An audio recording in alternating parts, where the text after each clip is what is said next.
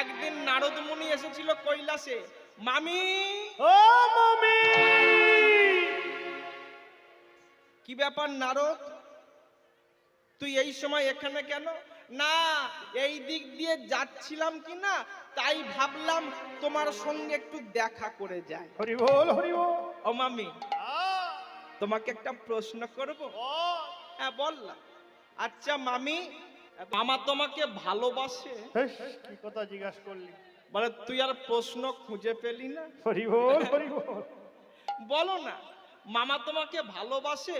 বলে খুব ভালোবাসে, হেভি ভালোবাসে, অত্যন্ত ভালোবাসে, ভালো চেয়েও ভালোবাসে। হরি বল।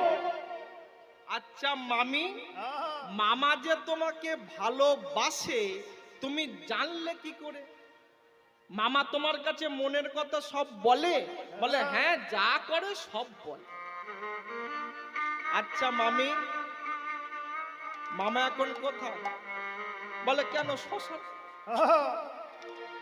আচ্ছা মায়েরা বলুন তো, শিব কেন শ্মশানে থাকে? ওখানে ভালো টাওয়ার পাওয়া যায়। হরি হরি বল। ছাই বস্ত্র কেন মাকে, গলায় কেন সাপ, পরনে কেন বাঘ চালে, অনেক তত্ত্ব। হরি বল, হরি বল, হরি বল। এটা তো অষ্টকালীন লীলার বাসর, আমাকে রূপটা গাইতে হবে।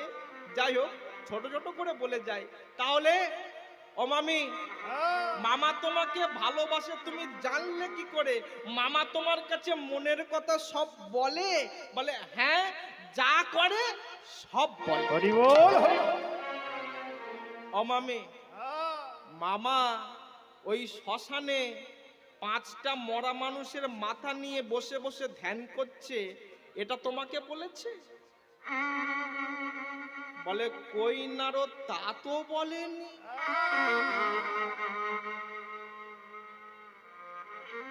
সব কথা বলে, কই ও কথা তো বলেনি। হরি বল, হরি বল। বলে মামি, তুমি তোমার স্বামীর চরিত্র জানো না।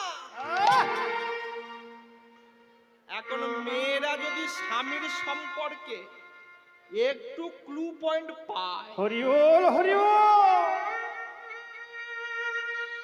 স্বামীর পোস্টমর্টম করে ছাড়ে না। হরি হরি বল। নারদ তুই আগে বল ওই 5টা মোড়া মাথা। আগে বল। বলে না বাবা, আমি বলবো না। আমি চাই না তোমাদের স্বামী স্ত্রীর মধ্যে গন্ডগোল হোক, আমি চাই না। হরি বল। আমি গন্ডগোল বাঁধাতেই এসেছি। না তুই আগে বল ওই 5টা মোড়া মাথা কার?